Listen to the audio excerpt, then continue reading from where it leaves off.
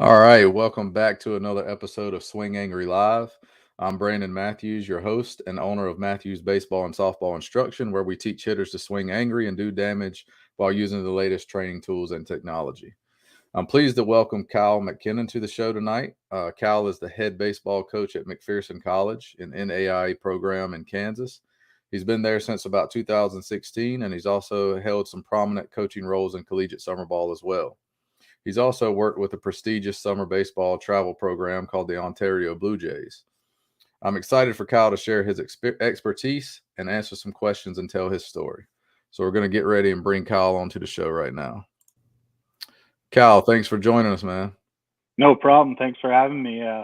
Love the tagline of the company there. Appreciate it, man.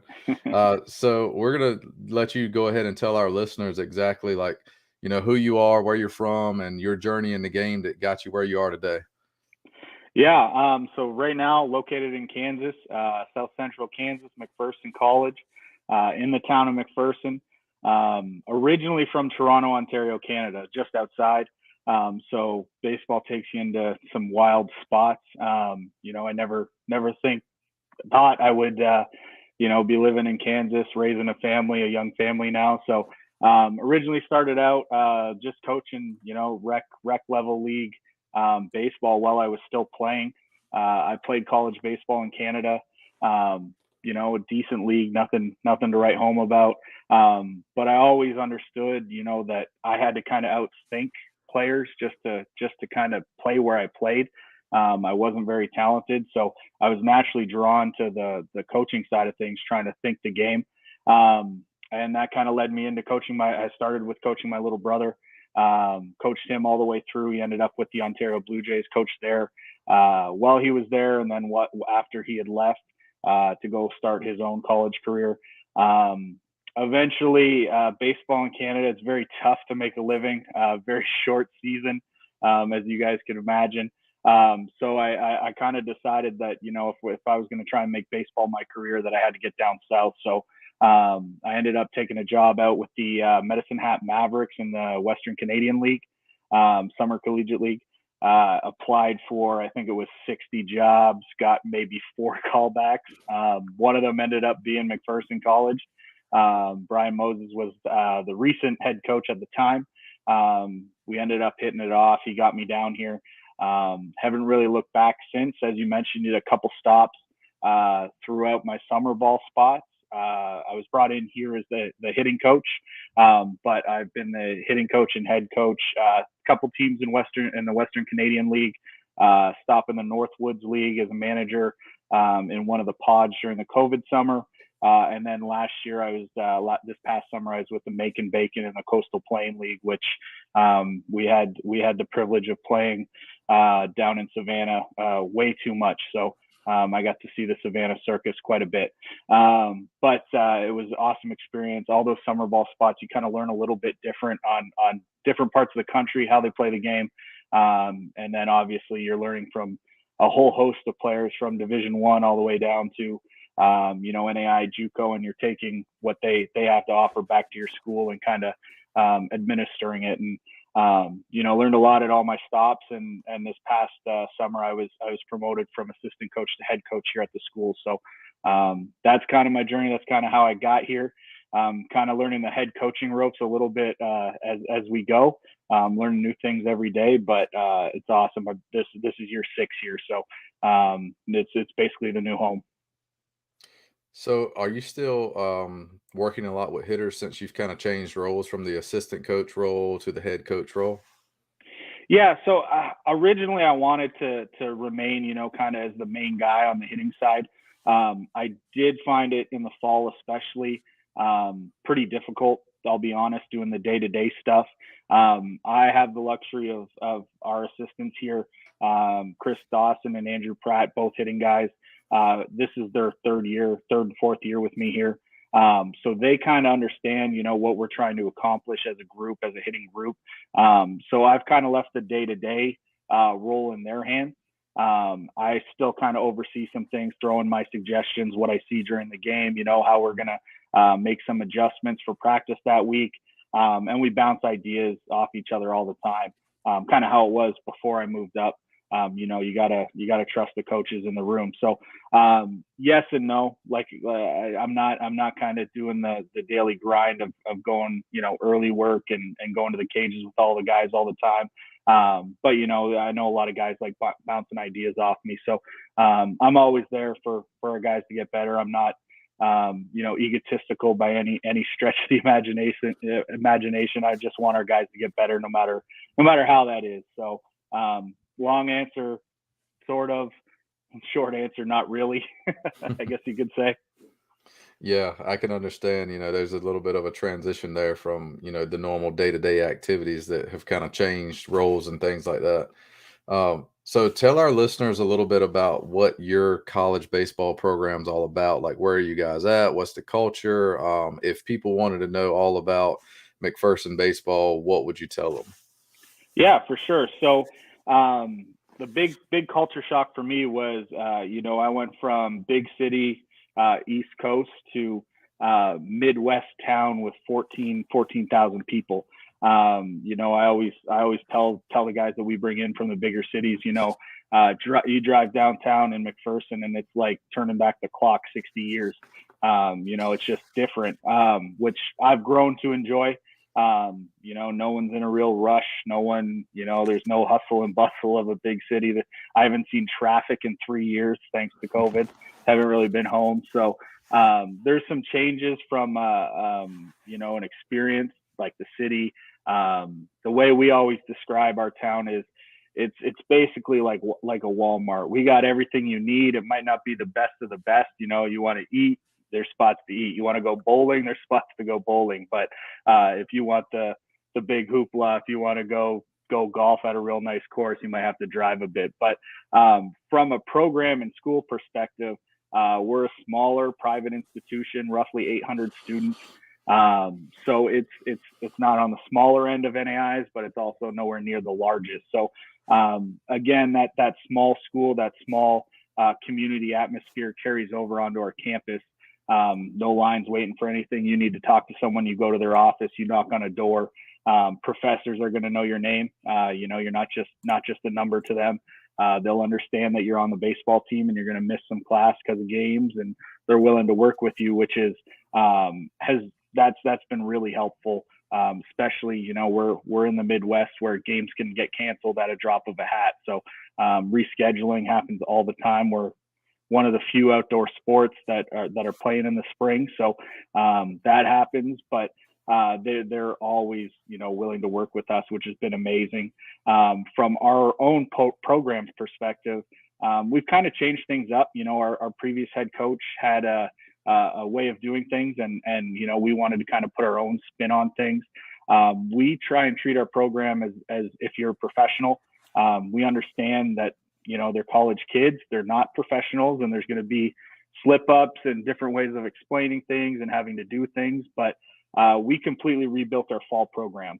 Our fall program was pretty standard previous years, where, you know, you're going to get a little bit of individual time, you're going to get a little bit of team time, and then you're going to inter squad, you know, for 3 weeks or so. So we kind of understood as a program that wasn't possible if we wanted to get where we wanted to get. So recruiting in the NAIA, which I know we'll touch on in a little bit, but recruiting in the NAIA, it's very hard to get those top end arms. So we decided, hey, we're going to try and develop the crap out of these guys and just go into straight off season mode in the fall.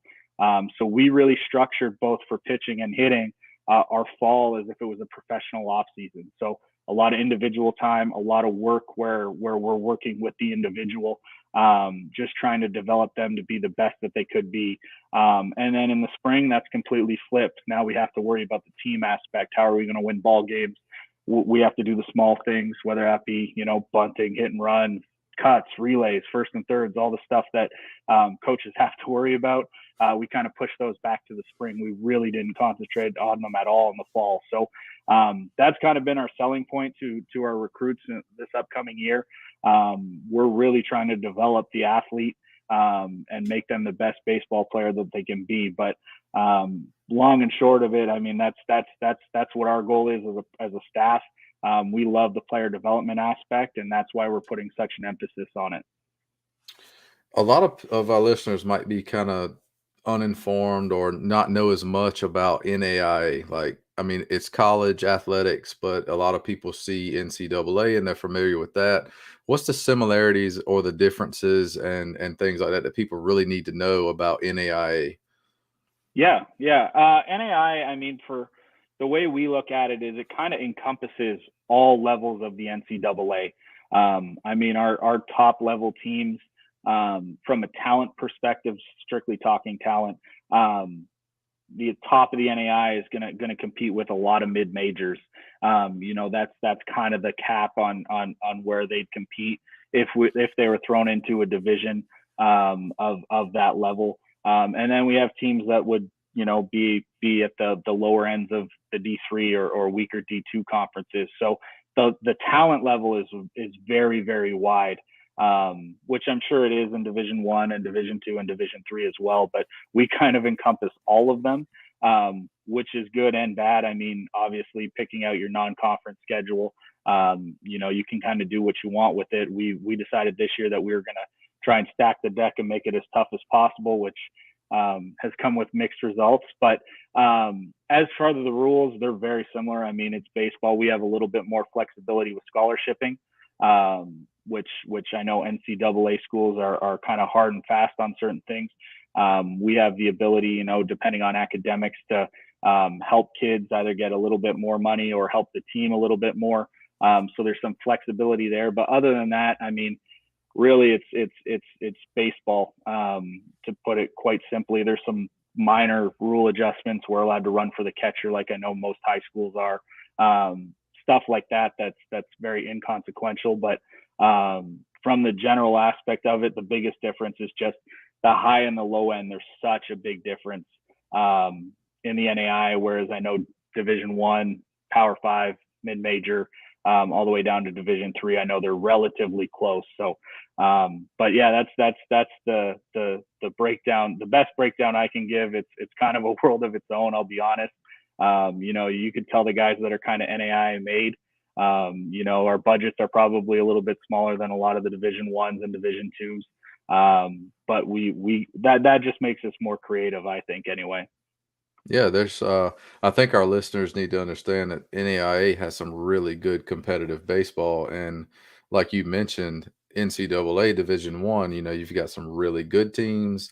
And then you've got some teams that are, fairly average or even maybe below average when you get to those really, really small D1 programs who are lower budget schools and things like that. And across all levels, there's some really good D2 schools, some really bad ones. And same thing when you get to, Division 3 and you talk about some JUCO schools. I mean, Florida JUCO is probably like the SEC of JUCO baseball, and then you have some that are not quite as good talent wise, but there's good baseball everywhere. And I think people need to understand that NAIA is another avenue for quality collegiate baseball, and you got an opportunity to go out there and compete every day. And you mentioned a little bit of it, like there's some advantages to NAIA, especially on the scholarship side of it.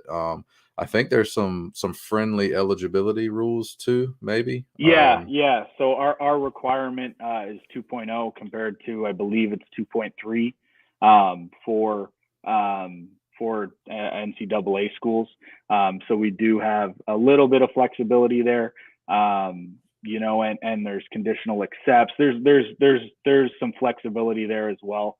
We hear some horror stories sometimes about some schools, but we don't need to dive into that today. Yeah.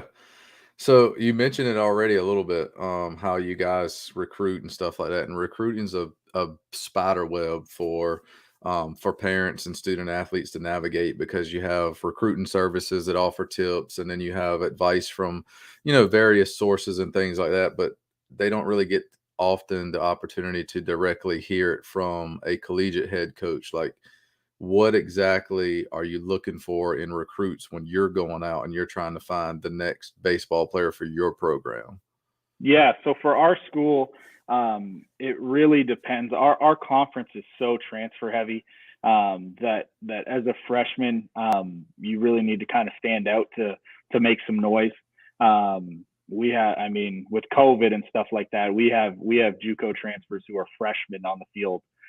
this year who are starting for us. So the recruiting landscape is kind of a disaster right now, and it's going to be backlogged probably for the next 4 or 5 years because the JUCOs getting their years back for the last 2 years instead of just one. So, but for us, what we're looking for, obviously, you hear coaches talk all the time. We want good students. We want good people off the field. And that's absolutely true. But from a baseball perspective, at the NAIA level, what I'm looking for is one tool. They need to have one tool coming out of high school that will compete at our level right away. That could be, true power. It could be a good hit tool. You could throw 90. And what our goal is as a coaching staff is to try and develop that second, third, fourth tool in order to get you, if you got 2 tools, maybe you're in the starting lineup. Third, all conference. Fourth, you're looking at all Americans. 5 tool guys, few and far between in college baseball in general. But a 5 tool guy, you're probably looking at getting your name called in a draft. So, that's kind of how we look at it. Is we want our incoming players to have a tool that is ready. We trust as a coaching staff that we can develop a second or third tool, and really try and focus our energy and the players' energy on the development of those tools. But that's kind of what we look for in a player. I mean, for us, I'll be honest, our field's very hitter friendly. From a pitching side of things, we probably want to see plus stuff. From an offensive side, there's a little bit of flexibility because the barrel will play, even if it's not crushed. But we're looking normally for power, some sort of power average combination, whether they're coming from a JUCO or a high school. Touching on kind of the recruiting thing, the biggest thing we see in high school athletes coming into our program, 2 big things that kind of separate a normal high schooler from a high schooler that's going to compete and develop with us. First one's time management. I don't hear enough college coaches talk about it. We have some freshmen that are ultra talented that kind of fall by the wayside just because they don't know how to manage their own time. So that's something that we've started talking about as a program to incoming recruits, preparing themselves for the college lifestyle, which is not a lot of free time. And if you don't have good time management skills, you're going to be cramming and running to practice, running to the gym, running to study hall. So that's something we've kind of taken more of a focus on when we're talking to these recruits. And the other one is physical maturity. We put some time and effort into obviously strength and conditioning, but we see the biggest jumps with freshmen that are already in the weight room, ones that already understand how to move, ones that take that side of baseball very seriously. And I know I'm going to be like old man yelling at cloud, but playing all these games, I don't know if it's the most beneficial for a lot of players. Going to showcases every weekend when you can't break a pane of glass with a fastball, probably you don't have anything to showcase. So stop going to showcases, spend that money to develop. Maybe you get where you want to get. So that's the other thing, that physical maturity, which is something we've always looked for high schoolers, but it's kind of created a separation the last couple of years where we're getting these high schoolers that are a little bit more developed and they're really pulling away from some of the other recruits that, either we pass on or we sign and maybe they don't pan out like we originally expected. Yeah, you hit on a little bit of what we're going to go into is the strength side of it. As a private instructor, I see, all different, shapes and sizes of kids who come in high school. And one of the things that I really try to tell them is, the weight room is going to be your friend, because most freshmen come in and the weight room is too much of a stranger to them. You don't have the basic movement principles to perform, even the major lifts with good form, not necessarily even loading the weight extremely heavy, but just having the right technique and the right form, because you're just inexperienced when it comes to performing the lifts and things of that nature. So I try to stress to those guys, like, get in the weight room early and like learn the lifts, lift properly, because it can only enhance, your hit tool or enhance your physical abilities as an athlete. Because you mentioned that COVID has reset the time clock for a lot of these players who are third year in school, but first year on the athletic field. So they've had a college weightlifting program for 2 years already. When you think about that, you really got to, work your butt off as a graduating high school senior and come in with a little bit of a strength base so you can try to keep up, because now college baseball is like, 23U baseball. It's not, Right. 16U, 17U anymore. That's right. Yeah, no, and strength and conditioning.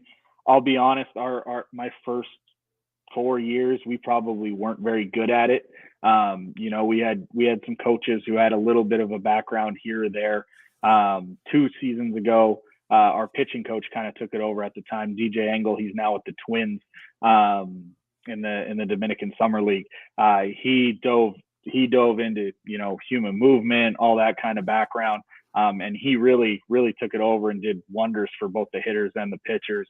Last year, it was okay again. He took the job with the Twins, so we kind of lost him. But this year, when I got the program, I decided, hey, we've lacked long enough in the area. I actually brought in someone who helped us remotely this year. Connor Morrow, he's from the Ontario Blue Jays, coaches up there with them.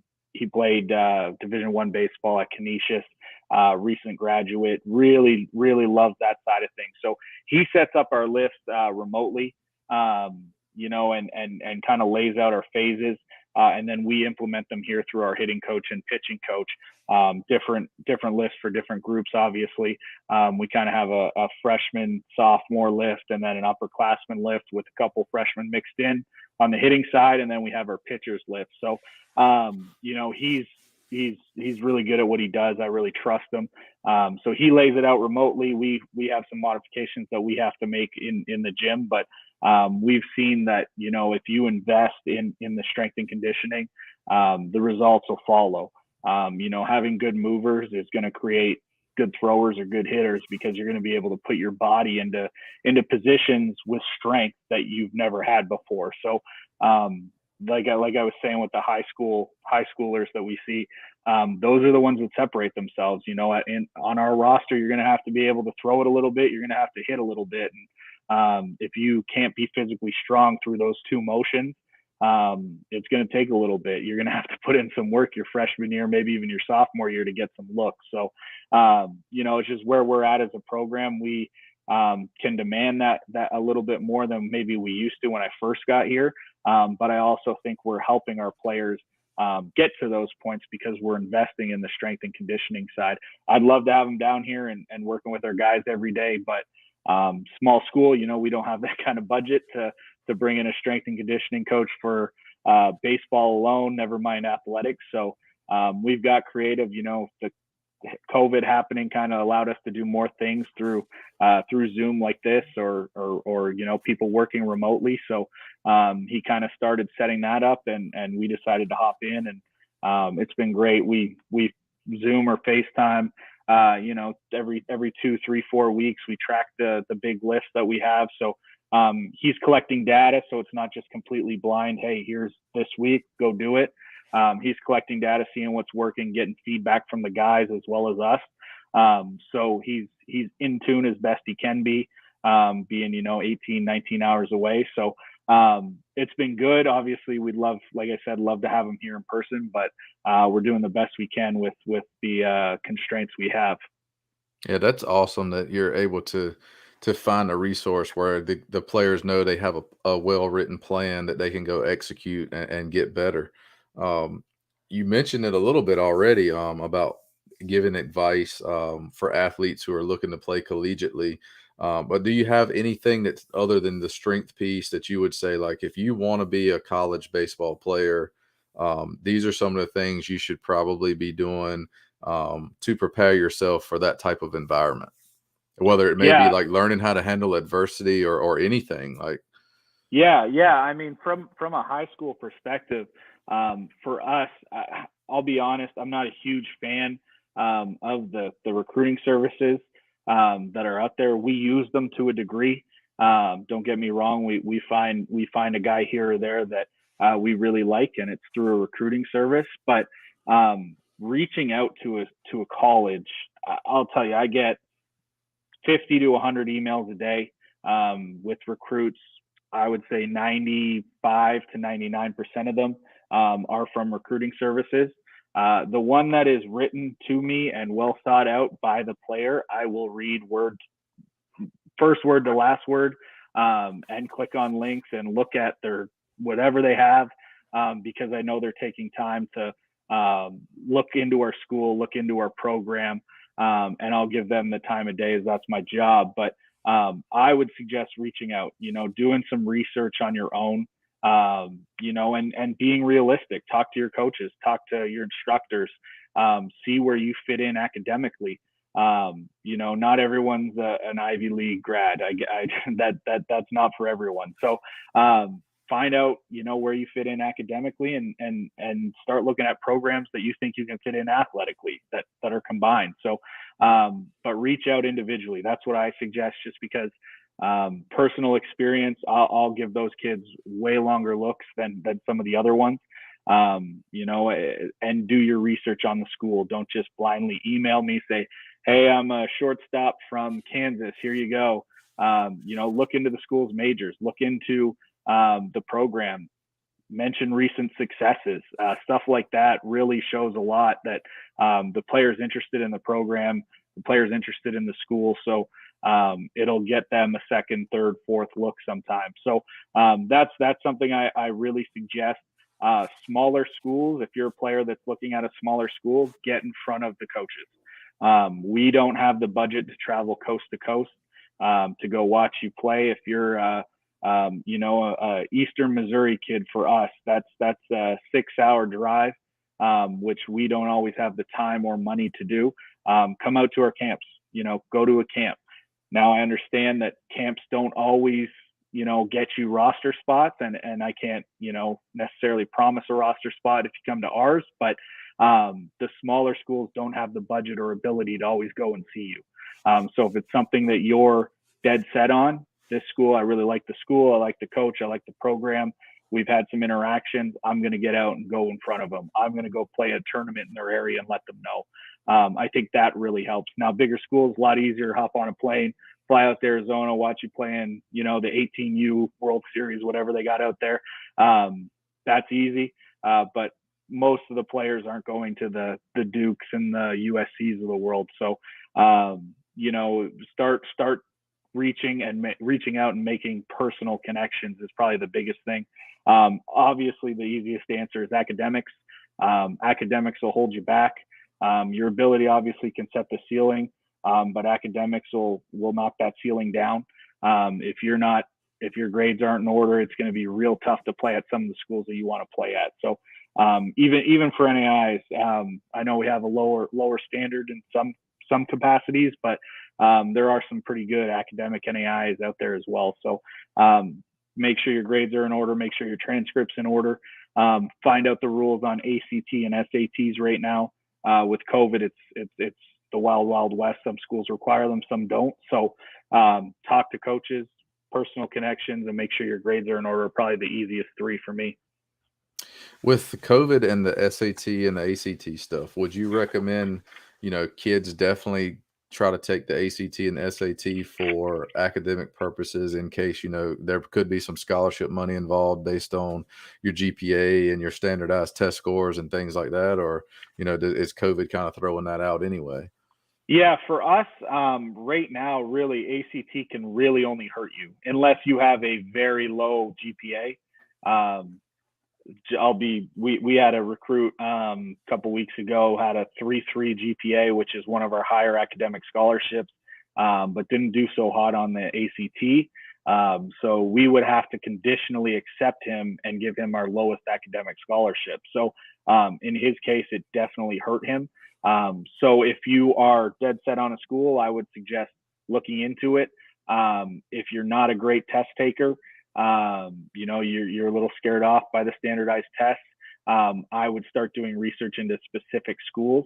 But if you're going to go in and get a solid ACT, SAT score, I would suggest it because it's going to open the door 2 more schools. There are some schools that still require it. Ours isn't one of them. But I would just do background research on the schools you're interested in going to. So I'm not sure about the JUCO landscape right now. I don't know if they're requiring it either. So just do your research. That's the biggest suggestion I could give on that, because like I said with the COVID situation, it's the wild, wild west. Every school is a little bit different right now.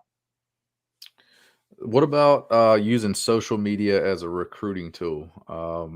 Obviously some people, they use their social media for personal use, but in 2022, I feel like with the tech that we have, hit tracks data, Rapsodo data for pitchers or hitters, or blast motion data, like how could a student athlete utilize social media and create some good recruiting content or videos, and kind of sell themselves and reach a broader audience using that platform, and maybe using some verifiable metrics like that?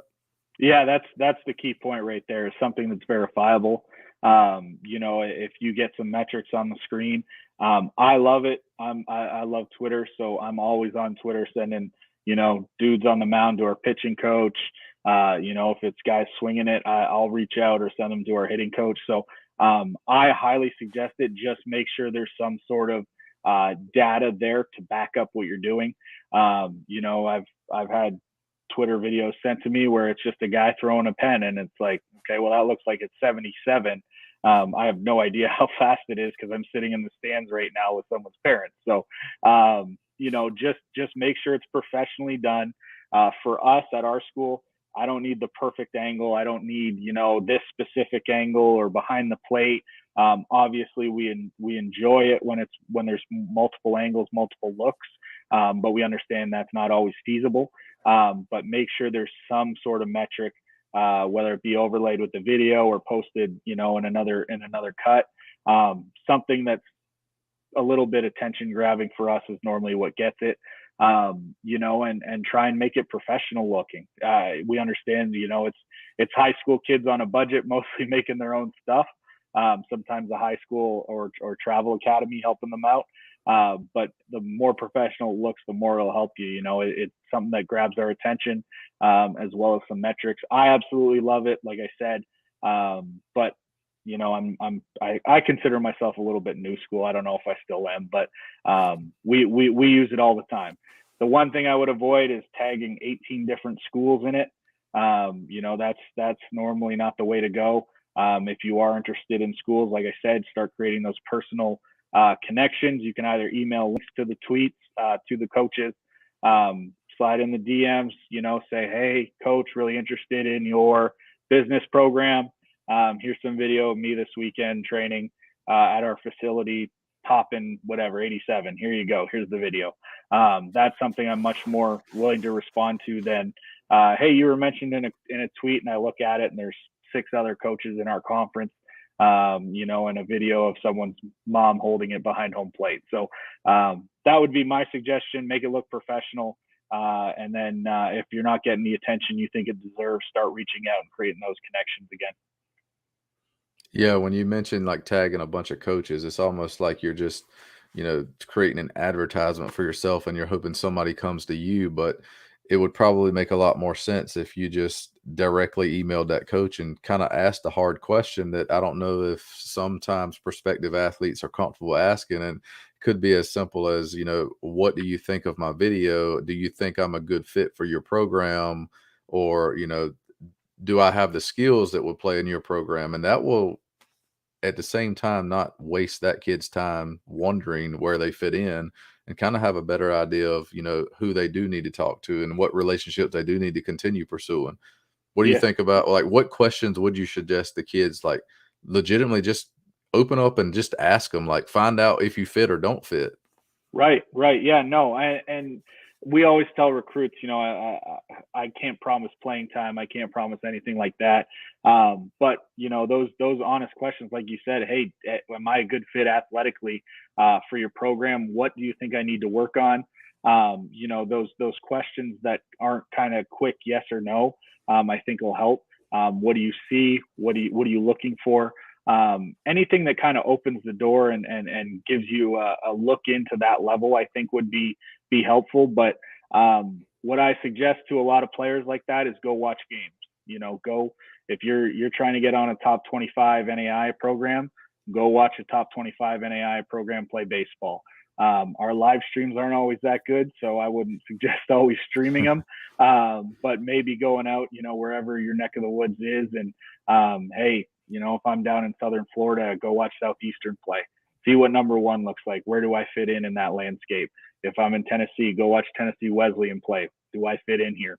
And I think that'll kind of give you a clearer picture. If this is an option for you. Obviously, our program's not quite where those two are, but obviously it's the goal of many programs. But there's enough info out there that you can kind of guesstimate where programs kind of slide in if you go and watch someone play. And I would suggest go and watching. You can make some self-assessment. Obviously, coaches are always willing to help. It just depends if you reach out to the right coach at the right time. So any open-ended question, and then, like I said, getting out to games and watching them play. You mentioned this a little bit earlier about your fall program and how you guys flip the script a little bit. So can you go into a little bit more detail about that as we go into like the player development side, practice design, and how you guys are getting players better and just trying to ultimately prepare yourself to win on game day. So kind of expand a little bit about your fall. Yeah. So for our fall, we decided as a coaching staff, our goal was going to be to win, the pitcher hitter battle 90% of the time. Obviously we're not there, ever. We'll never be there, but that's the goal, is to win that battle 90% of the time. And we feel if we're able to create the best pitcher, and the best hitter, we will be able to win a lot of baseball games just from that interaction. So, we call it the 90-10 battle. And the way we do that is developing 90% of the individual, in the fall and 10% of the team. And then in the spring, we flip it. So our practices in the fall don't really resemble a normal college practice, if you will. We're very individualized. So almost to a fault probably at times, where we're coming in, we're working with our position group, either defensively or in the cage, for half an hour, 45 minutes, depending on the day, flipping it because we only have 2 cages at the field. And then going into a batting practice, which our batting practices very rarely resemble a normal typical batting practice. So from a hitting perspective for us, what we try and do is we try and group our hitters together into what basically bucket them into what they're working on. I would say 90% of high schoolers probably need to work on bat speed. Bat speed is one of the few things that I think can be trained without a lot of coaching. You just get better in the weight room and swing different weighted bats fast. And the best part about weighted bats is it cleans up a lot of mechanical issues, which is something we don't really talk about in our program, at least from the offensive side of things. We don't really harp on mechanics as much as other programs. I don't want to throw anyone on the bus, but as much as other programs do, we're more worried about putting players in situations and constraints that will create the mechanics we want, just through the movement that we're constraining. So for us, it's buckets. Most of the time, like I said, it's bat speed. Sometimes it's swing decisions. Sometimes it's smash factor, whatever you want to call it at the time. And then what we do is we go on 2 to 3 week training groups, and then we retest at the end of those 2 to 3 weeks. So if it's working, but it's not quite where we want, we keep them going. If we think they've gotten to a level where they can be successful with that metric, whatever it is that we're training, we may change it up and attack something different. If it's not working, we kind of reassess. What are we doing wrong? Why isn't this constraint helping this hitter? Is it something physical? Is it something mental? Are they going through something? Are they injured? So there's a lot of things that we kind of look at when we're training the hitters. But for us, it's kind of the test retest model, especially in the fall. in 2 to 3 week blocks. And we really just kind of bucket the hitters where, hey, this is what this group's working on. This is what that group's working on. Let's get after it. As for the BP, like I said, this fall, we probably had 3 days out of our 8 weeks where we had what I would call feel good BP, which is, pitcher or coach on the mound 40 feet away, rolling in BP fastballs with some external goals. We don't really do that. We're trying to push our athletes to be able to hit stuff that we're going to see. The way we kind of did it this year, which I think had some success, is we would slowly build to their test day, if you will, to see if their training was working. So something maybe a little easier earlier in the week, working towards more game-like setting, whether it be Thursday, Friday, Saturday. So we, like I said, we very rarely just roll out the bucket and start throwing BP. It's normally something gross from extended angles or height, or just stuff with our spin ball machine, just throwing some nasty stuff in BP. So our guys don't necessarily love on-field BP. A lot of them will come in for early work to try and get their feel good stuff done, and then we kind of roll into testing if they can transfer what they're learning into a game-like setting. Our pitching side, I'm not really going to comment too much on. I really trust our pitching coach, Pete Horner. He follows a lot of the driveline principles with some modifications that he's picked up over the years. And I mean, we had guys on same kind of idea, different training methods, whether they're bucketed for velo program, tunneling, pitch development, same ideas, different drill sets, obviously. But that's kind of how we laid out our fall.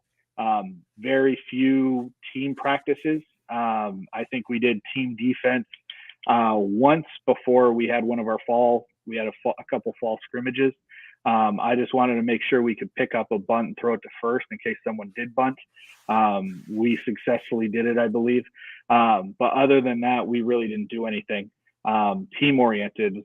Get to the spring, however, that kind of flips a little bit. Our BP still remain roughly the same. We try and emulate what we're going to see on any given weekend. So we'll get scouting reports on pitchers or numbers that we have from pitchers. And we do our best. We're NAIA limited budget. We don't have, TrackMans at every stadium like Division I does. So we don't have actual numbers that we can emulate stuff, but we do our best guess, I guess you could say, of trying to emulate that day starter. All right, let's roll them out Friday night if we have a Saturday doubleheader, and let's see this guy as best we can. So RBP still remains as much game-like as we can. The individual defense and the individual hitting is slightly modified, slightly shortened, where we're doing a little bit more daily work, stuff that we know we need to do to be prepared for the game or fix our flaws. And then we'll get into some team defense stuff. So in all honesty, we probably spent 8 days total of practices of half an hour on team defense. We just don't believe as a staff right now that that's going to be what wins us and loses us games. When we get down to the nitty gritty at conference tournaments, stuff like that, or we get a scouting report where a team loves the bunt or run first and thirds, we'll absolutely touch on it that week. But a lot of these guys, they're college athletes, man. They know how to play catch. So we trust them from the defensive side that they're able to do that. And we've prepared them offensively and on the mound enough that we could spend a little bit more time in the spring, maybe practicing for something that we hadn't practiced in the fall. So that's kind of a not so brief overlay. I know we can dive way more into a lot of things, but that's kind of how our fall and spring look. So far, I think we've had a lot of success with it. Our hitters have been well prepared. Our results, wins and losses, haven't necessarily panned out the way we'd want it to be right now. But we had a great weekend this past weekend. So I think it's working. Our numbers look pretty good right now on an individual basis.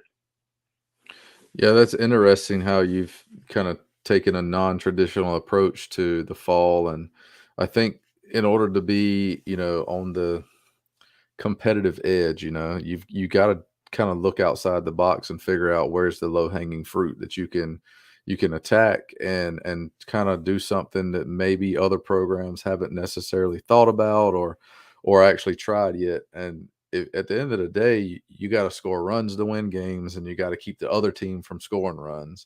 And if you can throw the ball hard, you can command it, and you can swing fast, you can hit the ball hard, you can put up some doubles and hit some extra base hits. Like at the end of the day, that's where the meat of the game lies right there, is who can outcompete the other one. And I think skill development, that's the big piece of, can we make our guys' engines better? Can we make them run faster, throw harder, hit the ball harder, and do it more consistently?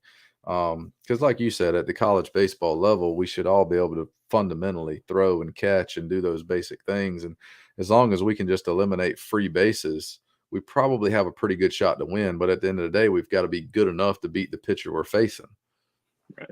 Right. Yeah, no, absolutely. And, I don't want to completely take away from like our infield coach and stuff like that. We have a full on, throwing program where, we're working different angles and stuff like that. So it's not completely forgot about, like I said, we still do touch on the finer aspects of the game, but like you said, we're trying to build that engine. And, if we can win those battles at the plate or on the mound, we think as a staff that we're going to have a lot of success. And so far the results have been good on an individual basis. And like I said, I think our hitters have never looked this comfortable this early in the year. And our pitchers haven't been this sharp this early in the year, at least in my previous 5 years here. Now, testament to them, they've worked their butts off, and they're supremely talented athletes. But I think our trainings really set them up to have a lot of success throughout the year. You mentioned spin ball. What other technologies do you guys have or use? Yeah, absolutely. So on the hitting side, we're fairly limited. Again, budget restrictions. We do have blast sensors for every single one of our hitters. We've found that that's kind of the best bang for your buck. Where we can get some quick metrics and we can kind of group hitters on what we think they need to work on.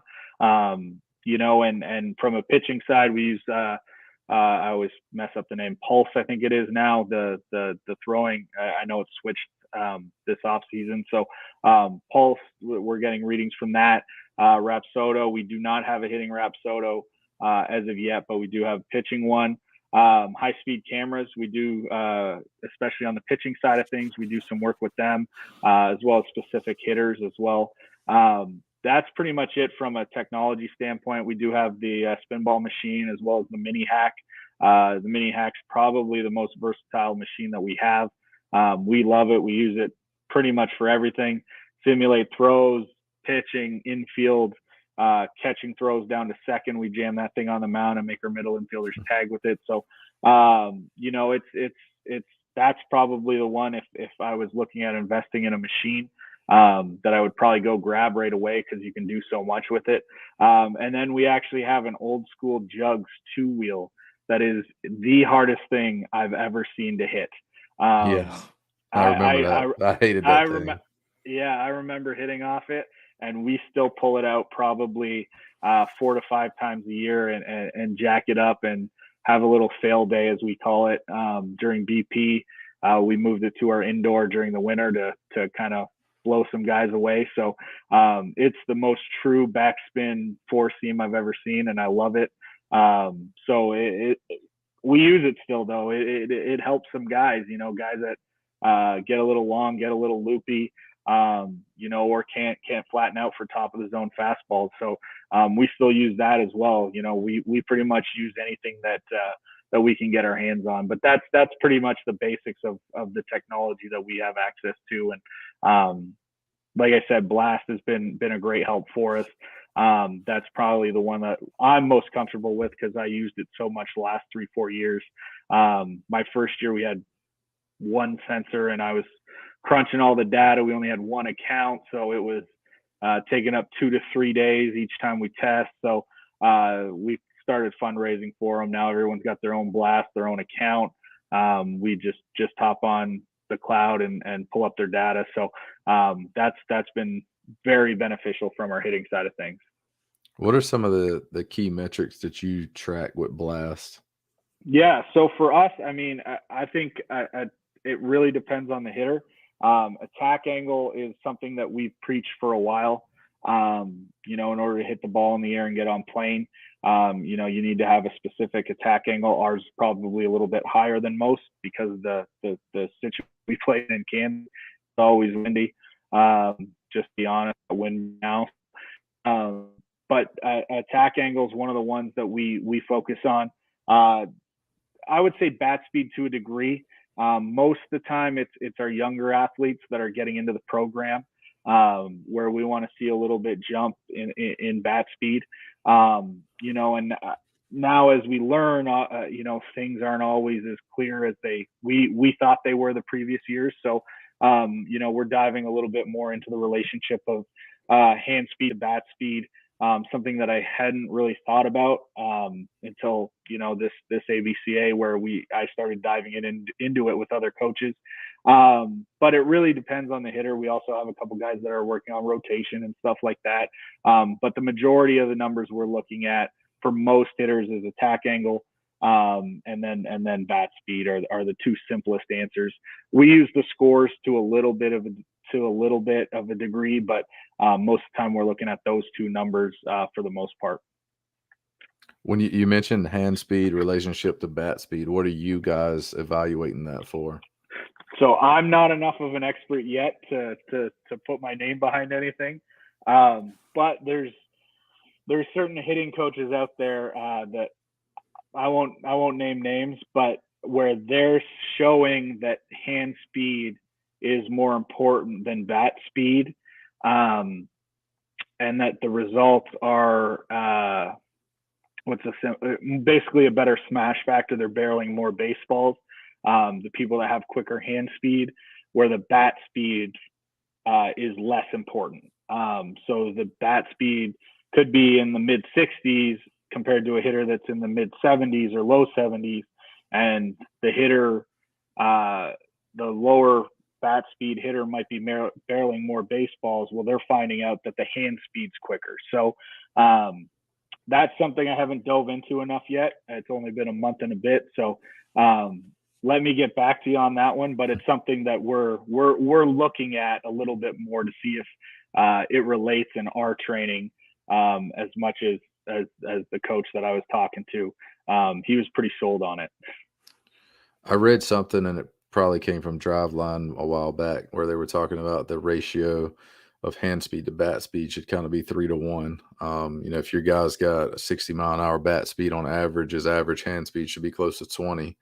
And that was talking about pretty much like efficient transfer of hand speed to bat speed. So you've probably got a little bit more in-depth conversation than just that basic principle. But that's one thing that I've kind of looked at with my hitters is, if your hand speed's, 28 and you're well below 60-mile-an-hour bat speed, somewhere in there, we're not efficiently turning that hand speed into bat speed. So we kind of look for maybe some flaws in that process when we see things like that. Yeah, absolutely. And one of the things that we kind of notice a lot with that is guys that dump the barrel early. They kind of lose that barrel. So now instead of, you transferring energy, like you said, up the chain and transferring it into that barrel, it kind of dumps off at the hands, and then it doesn't transfer as cleanly, and you're kind of rotating the bat basically with your hips because your hands can't get whip that bat through the zone, if you will. So yeah, no, we definitely look into it. Most of the time our hitters are roughly in that area, like you said. There's not too many outliers for us, and turning the barrel is something that we talk about pretty much on a daily basis. But normally if we're doing our movement stuff well, we're turning the barrel fairly well. It's not too much of a loss in that respect from hands to barrel. We might be losing bat speed in a ton of different areas, but normally it's not necessarily right there. We have a bunch of bad movers sometimes in the NAIA, but we try to do our best with them. You guys have had some pretty good offensive seasons. And you mentioned that you were primarily brought in as the hitting coach, and that's your background and stuff, and now you've transitioned more into the head coach role. What do you think the I guess the bread and butter was behind your guys' ability to score runs and do it effectively, without, striking out 100,000 times or whatever, but you had a good balance of offensive production and walk to strikeout ratio and things like that. Like, you didn't have to say we're either gonna do damage and strike out a ton, or we're just gonna tap the ball in play so we can strike out less. Like, you found a way to effectively manage both aspects. So what do you think that revolved around? Yeah, so for us, I mean, when I originally got here, we had some talent on the offensive side of things. I thought we could obviously be a lot better than we were, but for them, for my first year, really it was just convincing the guys. I don't think I did a lot, putting them in great drill work or adding constraints or even using machines properly. It was literally trying to change the mindset of, hey, this is a good at bat, this is not a good at bat, and telling them which one was which. I mean, I remember having a talk with our shortstop at the time, Dylan Fontenot, big, powerful kid, 6'2", shortstop, throw the crap out of it across the diamond. And I remember talking to him, and I'm like, "Hey, man, this is early fall, my first year. What's a successful at bat for you?" And at the time, we played in the smallest college park in North America, I promise you, with the wind blowing straight out to left center every day. So I said, "What's your goal?" And he's like, "I just want to hit, a hard ground ball through the right side." And I'm like, "Man, you're 6'2", chiseled out of marble, and you're trying to hit a ground ball to the backside." And he's like, "Well, I know no matter what, that's going to help the team." I said, "Well, what if there's no one on first base? How's that helping the team? What if there's not a runner on third base? What are you doing then?" "Oh, well, I know I can get on first with that." So I just worked with the hitters where, hey, let's just change the mindset. Let's try and hit a double to left center. We miss it a little bit, it leaves. We miss it a little bit, it's a single up the middle. And changing that mindset, I think, really helped that group. As we transitioned, the previous 2-3 years, we were lucky and recruited, some better athletes, 1 through 9, that were able to play every day. For them, it was more path. If we could get on playing with the pitch, I thought we had a chance to win that pitcher hitter battle more often than not. The way we avoid strikeouts, and I tell our teams this every year, is to get a pitch early in the count that we can handle. Now, these first 2 weeks, we've probably missed too many of those. That's probably why our numbers are down a little bit. I think we're still averaging like 6.5 runs a game. But that's our goal. We don't chase pitchers because they reach pitch count, at least not very often. The way we chase pitchers is by getting them out of the game because we're scoring too many runs. They need to bring in someone else to stop us. So that's our mentality, is to do damage early. And if you can't do damage early, if they paint a couple pitches or there's a bad call or you swing and miss your pitch, you have to adjust the mindset to try and find a way to get on first base. So that's kind of our quote unquote 2-strike approach, is just be a thorn. You're still trying to hit a pitch hard. Don't get me wrong. We're not taking anything away. We don't talk about, spreading out, trying to hit a line drive over the backside middle infielder's head. We don't really talk about anything like that. We do allow players to have their own 2-strike approach if it's been successful in the past, but we just try and do damage with pitches we can handle. And that's kind of been the success story for us so far. Obviously there's a lot of work that goes in behind the scenes to get guys to have that confidence. And I think that goes back to seeing plus stuff every day. Very rarely are our guys going to be blown away by velo or stuff, because we've seen it. We know how to move our bodies to have success, and get to pitches that maybe other teams can't get to. And like I said, we've seen it. So we're not just rolling out there throwing, hey, here's 45 miles an hour, hit it the other way. Cool. I can do that, and I'm 35 and overweight. So, you know, that's nothing special to me. Now, if it's 92 from a lefty with a little bit of run, now I'm probably out of the game, and we're going to bring in someone who's in college. But if they've had success against that and they're ready for it, I think that's kind of been the next step in our evolution, where we went from a good offense because we changed our mindset to now we're pairing that mindset with the ability to handle plus stuff. So that's kind of been our evolution. So far, I think, like I said, we've had some success with it, and we're going to keep running with it as much as we can. And in my experience with, you know, transitioning from, I don't do as much on-field coaching in the past couple of years as I have in the past. I've mainly been in the facility for a couple years, but I still do a little bit of on-field coaching. Like this summer, I'll go to the Valley League and serve as a hitting coach for a couple of months, and then I'll come back into the facility and do some private instruction. So I get both sides of like working with the hitter in the private session, but I also get the side of like, we've got to win the game, you know, and we've got to prepare the hitter so that they can beat the pitcher on game day and not just create like a pretty swing that, you know, performs good in a 45-minute session or whatever that may be.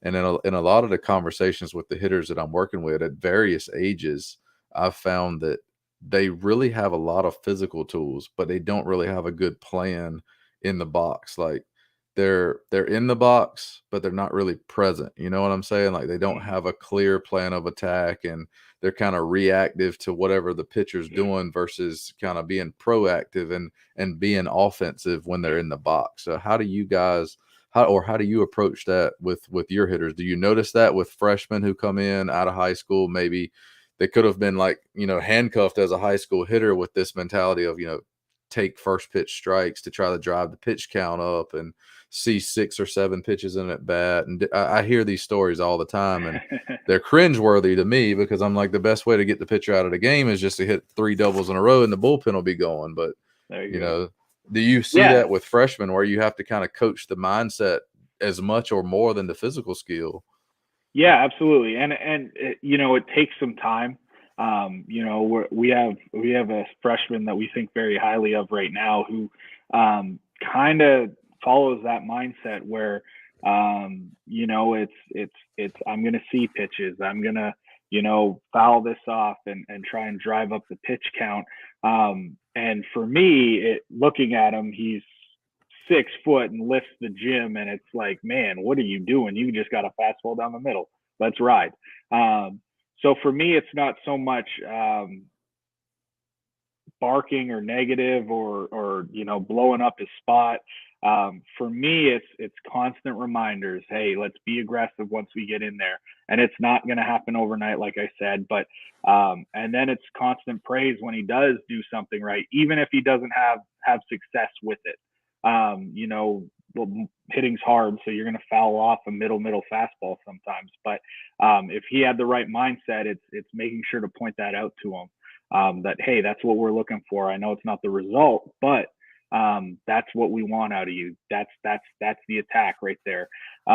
So that's how we've kind of combated, you know, from a high school jumping to college perspective.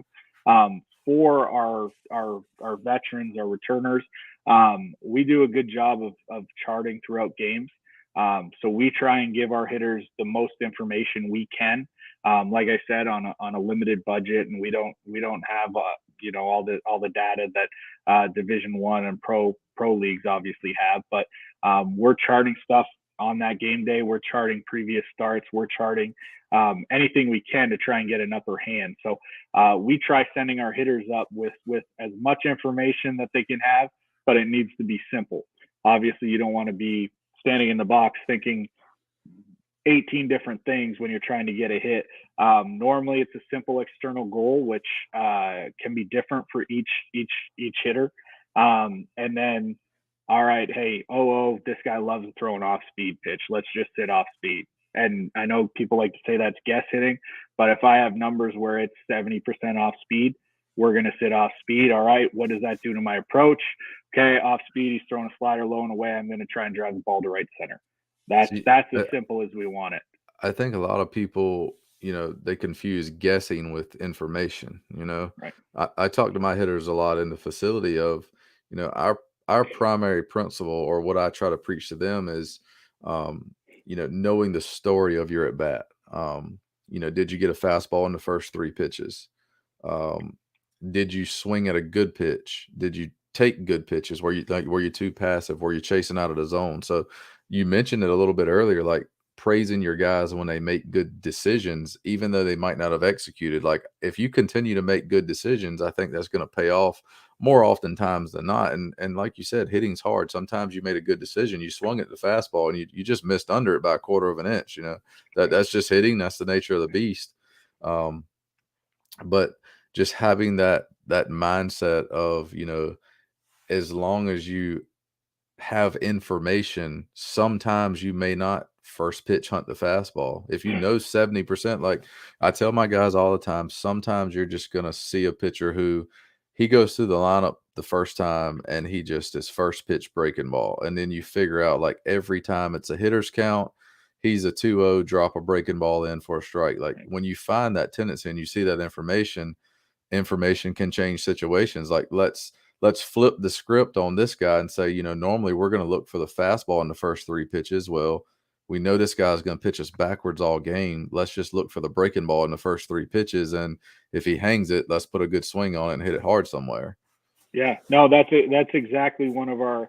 We have 4 pillars basically of our offense, and one of them is knowing that day's pitcher. So that pretty much sums up what we're trying to do, and we break it down real simple: velo, mix, or off speed. And if they're a velo guy, middle counts, 0-0-1-1, they're going to try and blow it by you. Mixer, that's where you really rely on the data. And then off speed is a guy, like you said, 2-0, you're getting that change up, you're getting that get me over curveball. So that's something that we take pride in as an offense, is trying to collect that data and getting it to our guys, but making it simple. I don't want them thinking, oh, this guy's breaking ball is extra sharp when he gets ahead in the count, and all of a sudden that's running through it. Hey, let's even counts, we're looking fastball. All right, let's ride. That's as simple. When he gets to 0-2, 1-2, watch for the fastball up 0-2, and then he's going to try and tunnel it with a curveball. So real simple stuff like that. That's what we try and give our hitters. And then, like I said, with the external goals, it really depends on the hitter. Some guys I need to tell, hey, try and hit a line drive through the pitcher's head. That's his cue to create the best swing path. Other guys, we need to try and tell them, hey, hit a towering home run to left. And that's their best swing path. So, it really depends on the hitter for the external cues, but for the information, we just try and collect it and get as much to them without overloading them, I guess you could say. I was told some programs, they tell their guys with 2 strikes, we're not going to chase up or down. If we can eliminate up and down with 2 strikes, we have a pretty good chance to win East and West by just kind of trying to stay through the middle of the field. And I've talked about 2-strike hitting a little bit in the past and stuff like that, but I've always told my guys, like, you can't hit everything and expect to chase nothing in those type of situations. But I really thought that it was a pretty good idea when I heard that person. They were like, we want to stay away from going up and down, because we can't handle up, down, east and west and everything else. And, a lot of guys with the 0-2 or the 1-2, they'll try to throw the fastball above your hands, or which is really just a waste pitch. It's not a shadow, it's not an edge, it's just a waste. They're trying to get you to chase up there at the chest, and the down pitch is the breaking ball that's 56 feet, and it's honestly another one that the catcher is going to block. So I thought that was a pretty cool idea. If we can stay away from going above the hands and going down, we can probably find something over the plate we can handle, going back through the middle of the field with. Yeah, no, I've never really thought of it like that, especially if you trust your path. I mean, that creates a lot of successful, or a big window for success there if you can eliminate one or the other, because all of a sudden, your hinge changes a little bit and simplifies it a lot. You see it knees down, spitting on it, even if it holds its line. So, like I said, for 2 strikes, we probably trust our data too much, where it's like, hey, we're still going to stick with what we think is working. Where it's like, hey, all right, 2-2, it's even up. All right, he's going back to the fastball, or he's ahead. Hey, slider, here comes the slider. We're going to sit on it and try and react to anything hard. So it's had some success. Our strikeouts have gone up pretty much every year, but our damage has gone up every year. So like you said, it's kind of a scale where you gotta give a little to take a little. So but that is something we'll play around with. I haven't never thought of it like that, where you can just eliminate some. I've heard of more eliminating inside, looking away. Right. I haven't really heard north south as much as, but it makes sense, especially with guys spinning the crap out of it now. Both up in the zone and then down with the off speed stuff. So something definitely to think about moving forward. What advice would you give for, I guess, the travel ball coaches who are developing? Because you spent some time with the Ontario Blue Jays, which is a pretty premier travel organization. And when you have these players at like 10, 11, 12, that middle school age group where they're getting to the big field for the first time, and you want to prepare them for, I guess, some people say skills that scale so they can play in the longevity of the game. And we can win youth games in a lot of different ways by exposing athletes who haven't matured physically, and they're not really fundamentally sound on the infield, and we can do things to manipulate the game how we want. But as we get older, we kind of got to just have some performance skills. We got to be able to hit the ball hard enough to get it over the infield. So what advice would you give to those travel ball coaches who are leading these 10, 11, and 12-year-olds who are about to go into middle school and get to the big field so that they can have success over the longevity of their career? Yeah, I mean, like you talked about, kind of the skills that scale. I mean, the biggest thing that I kind of recognized when I was doing the travel ball scene is coaching the athleticism out of the player. A lot of the times, we're at that point in my career, I had no idea either, but we're not understanding how each specific athlete's body is moving. I mean, I still don't really understand all of that, but I understand more than I did at the time. But we don't necessarily understand how their body works the best. So changing mechanics and implementing drills to create more sound mechanics might not help that player in the long run. So instead of drilling the athleticism out of the player, I would suggest using drill work that will promote skills that scale. Bat speed's a huge one, especially at that age. I always compare it to, like you said earlier, an engine. We don't want a clunky diesel engine when they get to college, something that looks fine, but then you turn it on and it's running slow, and it's fine, it works, but it's nice and slow and methodical. We want to try and build Ferraris or Lamborghinis. We want something that when you fire it up, it goes. And I think when we get into thinking a 10, 11, 12-year-old isn't having success because of his strength, and that we have to change his mechanics, I think that goes down to, it could lead you down into a hole where now all of a sudden this kid's completely lost. He looks like a robot in the box, and he's still not having success because the original problem is he's just not strong enough yet. So I think understanding, physical maturity rather than age would probably help a lot. And sometimes, hey, this kid might have a lot of skill in him, but he's just not strong enough yet. We're going to have to wear it for a year, 2 years, 3 years as a travel program because he could be special. We do that with college athletes all the time. Hey, I see a kid, he's a little undersized, but he's got everything that we're looking for as an athlete, as on the academic side, as a person. I literally put him down. All right, 2024, this guy needs to compete to play shortstop in our program. We're not expecting the change overnight. We understand, hey, he's got to be good in the weight room. He's got to be good on his meal plan. He's got to be good with a lot of things to get there.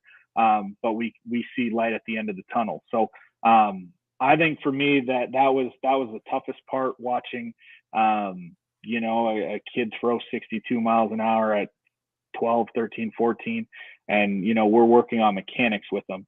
I'll be honest, by the time that kid's at the end of high school and able to throw for a college, his mechanics aren't going to resemble what you're working on with them anyway. So let's try and build the engine and get him going as best he can.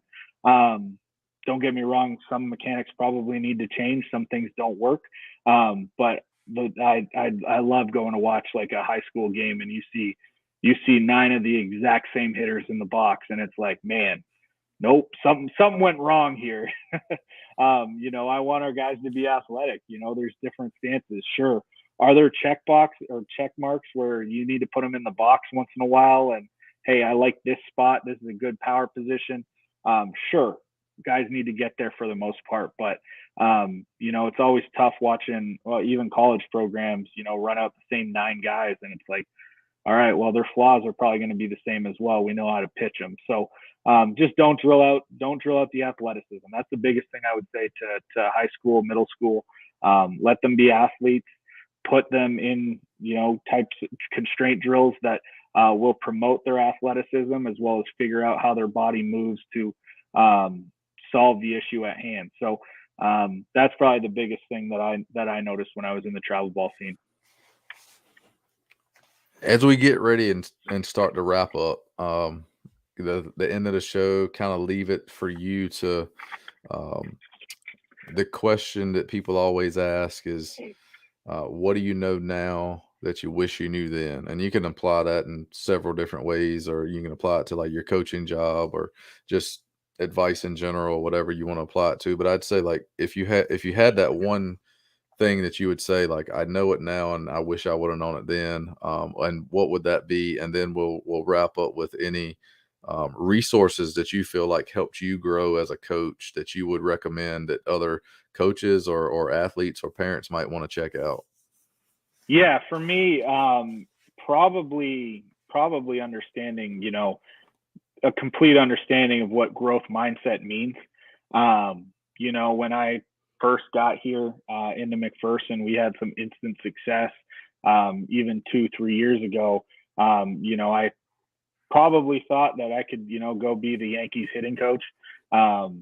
Now, probably down somewhere I knew I couldn't, but and understanding that learning is something that is continuous. If you want to be good at it, and challenging yourself every day, whether that be as an athlete or as a coach, to continue to learn. It's something that I haven't always been good at. Some success, and all of a sudden you think you know everything. Whereas now, I move into a new role, and it's a new day going into the office every day, because I don't know what to expect at this point. I'm really learning, but always testing yourself. Having conversations like this about the swing. Talking to people that have different ideas than you about baseball, about hitting. There's some opinions that I still believe may be incorrect, but there's a lot out there that you can continuously learn from, like talking about 2-strike approach. So something simple like that is something that I can pick up and perhaps implement, so just that's something I wish I understood a little bit earlier in my coaching career, because I think it's something that, if you're part of hitting Twitter, you completely get it at this point.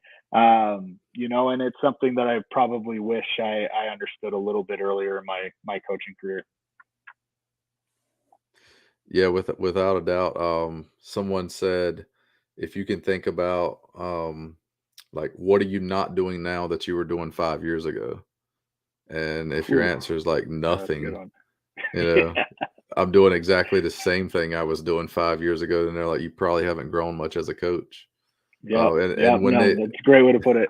And I was thinking about that, and I'm like, I was actually telling a parent that story that, 5 years ago, I thought I was doing a pretty good job as a hitting coach, but there are things I was doing 5 years ago that I would know that I no longer do today that honestly, I'd go back and wish I could work with those hitters again and do things a little bit differently. And I probably could have impacted them a little bit better. And hopefully, 5 more years from now, I can say the same thing that, there's some things I'm not doing anymore that I feel like I got better at.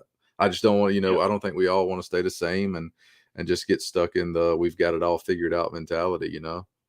Yeah, no, absolutely. And now with me, obviously my roles changed a little bit. I'm another thing I can add on to that is understanding how to try and develop culture and create the culture that we want, which in our program is kind of growth mindset and learning and continuous learning and understand why we're doing things as players and coaches.